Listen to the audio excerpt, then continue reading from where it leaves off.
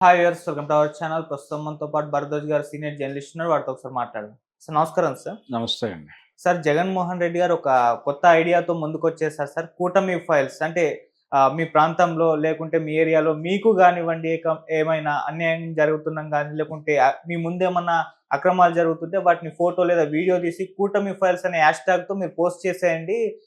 జగనన్న మీకు అండగా ఉంటారు. సో పోస్ట్ మీది పోరాటం మాది అంటూ ఆయన ఒక ఐడియాతో ముందుకొచ్చేసారు సార్. మరి ఇది వర్కౌట్ అవుతుందా? ఆయన తీసుకున్న ఈ వ్యూహం అనేది మీ ఒపీనియన్ ఏంటి సార్ దీనిపైన? అంటే హ్మ్. పోస్ట్ మీది పోరాటం మాది హ్మ్. అనే నినాదం బానే ఉంది గానీ, హ్మ్. జగన్ గారు అంటే ఇదేదో సోషల్ మీడియా వార్‌గా చేసేద్దాం అనుకుంటున్నట్టుగా కనిపిస్తున్నాడాయన. హుహు. ఇది కాదు చేయాల్సిందాయన. ఆయన, ఆయన మీదున్నటువంటి ప్రధానమైన ఆరోపణ ఏంటంటే, ఆయన యాక్సెస్ ఇవ్వడు ఎవరికీ అని. హ్మ్. ఆయన్ని కలవటమే చాలా కష్టమైనటువంటి వ్యవహారంగా మారింది. ఆయన పరిపాలన చేసినప్పుడు కనీసం వారి మంత్రులకి కూడా ఆయన ఎప్పుడూ యాక్సెస్ ఇవ్వలేదనేది ఆయన మీద ప్రధానమైన ఆరోపణ. హ్మ్. అందుకని దాని నుంచి బయటకు రావాలి ఇప్పుడు ఆయన. ఇదేదో సోషల్ మీడియాలో మీరు పోస్ట్ పెట్టండి, నేను పోరాటం చేస్తాను, మీరు పిండి కలపండి, నేను రొట్టేస్తాను అన్నట్టుగా ఉంటుంది. ఇలా కాదు చేయాల్సింది. ప్రజలు వారి వారి సమస్యల మీద రోడ్ల మీదకి వస్తున్నారు, ఆల్రెడీ మొదలైంది. ఓకే. కాబట్టి ఇమ్మీడియట్‌గా వెళ్ళిపోయి అక్కడ కూర్చోవాలి. అక్కడ కూర్చుని వాళ్ళతో కలిసి ఆ పోరాటంలో పాల్గొనాలి. అది అటువంటి లక్షణాలు ఆయనలో కనబట్టలేదు. ప్రతిపక్షంలో కూడా ఆయన శాసిస్తున్నాడు. ఇప్పుడు ఇది కూడా శాసనమే. మీరు పోస్ట్ చేయండి, మీ తరఫున ఏం పోరాటం చేస్తాడు ఆయన? ఆల్రెడీ వాళ్ళు రోడ్ల మీదకి వస్తుంటే వాళ్ళ పోరాటం తెలియదా వాళ్ళకి? జనాలకు తెలుసు కదా ఏం చేయాలో. అందుకే కదా నేను పక్కన కూర్చోబెట్టింది. అందుకని ఇలాంటి నినాదాలు కాదు చేయాల్సింది. జనంలో ఉండాల. జనంతో ఉండాలి. అది ప్రాక్టీస్ చేయాలి తను. అది మానేసి మిగిలిన విషయాలు చాలా మాట్లాడుతున్నాడు ఆయన. వీటికంటే కూడా నిరంతరం జనాలకు యాక్సెస్ ఇవ్వాలి. ఎవరైనా వెళ్ళి ఆయన కలవాలంటే ఈజీగా యాక్సెస్ ఇవ్వాలి కదా. మీరు మా ఇంటికి రండి, నన్ను కలవండి, నన్ను తీసుకెళ్ళండి, మీతో పాటు నేను నడుస్తాను. ఇది కదా చెప్పాల్సింది ఆయన. గతంలో ప్రతిపక్షంలోకి వెళ్ళినప్పుడు ఎన్టీ రామారావు గారు చేశాడు ఆ పనే. ఆయన అంటే ఆ రోజున యాక్టివ్ అపోజిషన్గా మనం ఏం చేయాలి అనేది ఒక డిస్కషన్ మొదలైంది వాళ్ళకి 89లో ఓడిపోయినప్పుడు. అప్పుడు ఆయన చెప్పింది ఏంటంటే, మనగ్గా మనం ఏ రకమైనటువంటి పోరాటాలు డిజైన్ చేయొద్దు, ఎవరి పనులు వాళ్ళు చేసుకోండి. జనం ప్రభుత్వంతో వెక్స్ అయి వీధుల్లోకి వచ్చినప్పుడు మాత్రం వెళ్ళి వాళ్ళకి అండగా నిలబడదాం. అది చాలు, మనం అంతకు మించి ఏం చేయక్కర్లేదు అన్నాడు ఆయన. హ్మ్. ఆ మాట మీదే నిలబడ్డాడు. ఆయన పోరాటాలు డిజైన్ చేయలే. జనం వాళ్ళ సమస్యల మీద జెన్యూన్గా బయటకు వచ్చిన ప్రతి సందర్భంలోనూ వెళ్ళి కూర్చున్నాడు అక్కడ. ఓకే. ఉదాహరణకి ఆ రోజున హైదరాబాదులో గుడిసెవాసుల పోరాటం జరిగింది.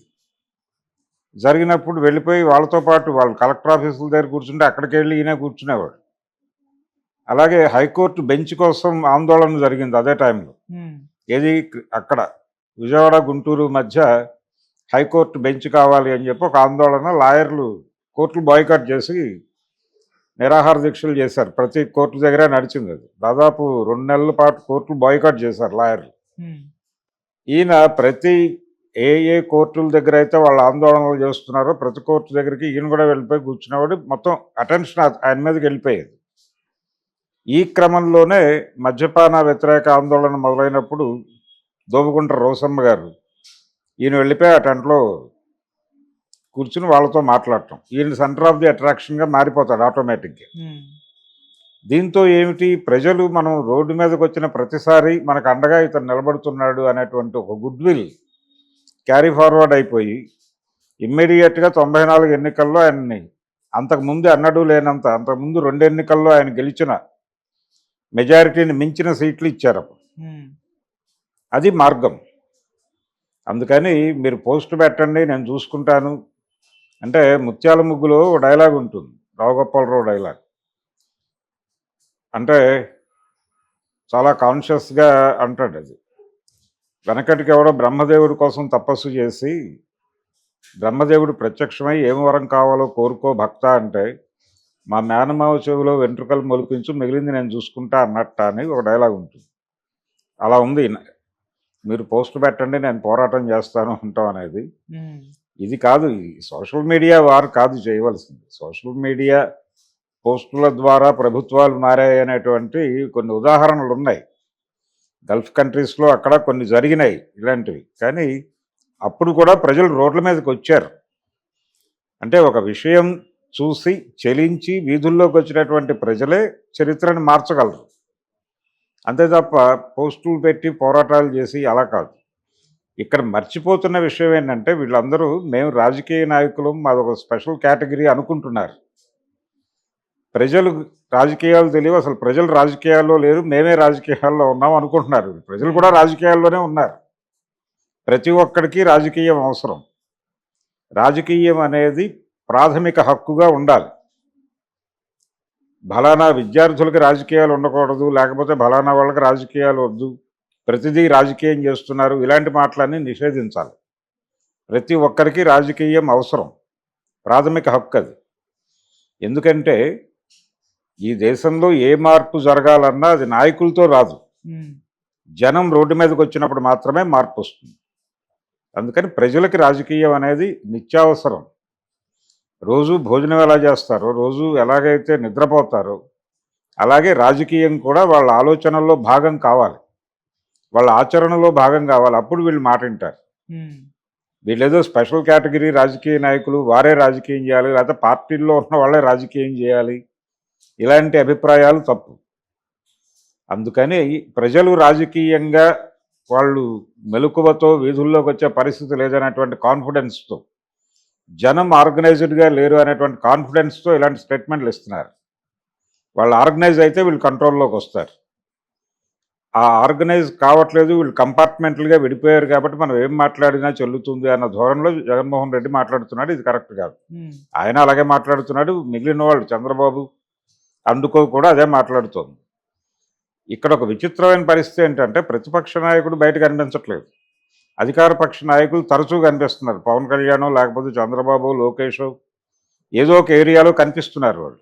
ఉమ్, ఈయన అసలు మళ్ళీ తాడేపల్లి ప్యాలెస్కి పరిమితం అయిపోతున్నటువంటి సందర్భం కనిపిస్తోంది. ఓకే. అంటే ఎన్నికల ముందు ఒక్కసారి బయటకు వచ్చి షో చేస్తే అయిపోతుందేమో అనే భ్రమలో ఉన్నట్టున్నాడు ఆయన. ఉమ్, అది కుదరదు. మీరు నిరంతరం జనంతో తిరగాలి, జనంలో ఉండాలి. జనం వీధుల్లోకి వచ్చిన ప్రతి సందర్భంలోనూ వాళ్ళతో పాటు కూర్చోవాలి, వాళ్ళతో పాటు నడవాలి. అది లేకుండా మీరు గెలవటం అనేది సాధ్యమయ్యే పని కాదు.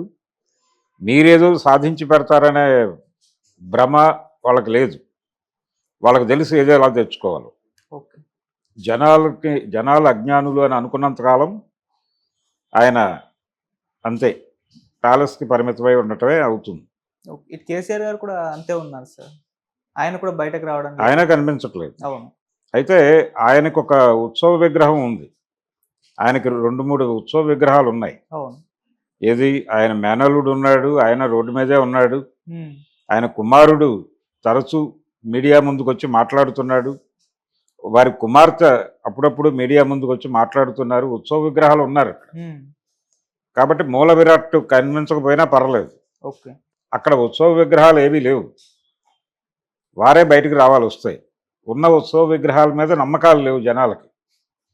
ఇప్పుడు సజ్జల రామకృష్ణారెడ్డి ఆయన తరఫున రోడ్డు మీదకి వచ్చి మాట్లాడితే జనం కన్విన్స్ అయ్యే మూడ్లో లేరు. ఉమ్, అందుకని అక్కడ వైఎస్ భారతి గారి రోడ్డు మీదకి వస్తే కొంతమేర కన్సిడరేషన్ ఉండొచ్చు. ఓకే. అప్పుడు కూడా ఏం చేస్తున్నాడు ఆయన, ఇంట్లో పడుకునే అంటారు జనాలు. అందుకని రెస్పాన్సిబిలిటీ తీసుకుని రోడ్డు మీదకి రావాల్సినటువంటి అవసరం ఉంది ఆయన. ఉమ్, జనంలోకి వెళ్ళి చెప్పు రోజువారీ, నీకు ఏదైతే ప్రభుత్వం ప్రజలను ఇబ్బంది పెడుతోంది, ఈ నిర్ణయం ప్రభుత్వం తీసుకుంది, ఈ నిర్ణయం వలన ప్రజలు ఇబ్బంది పడతారని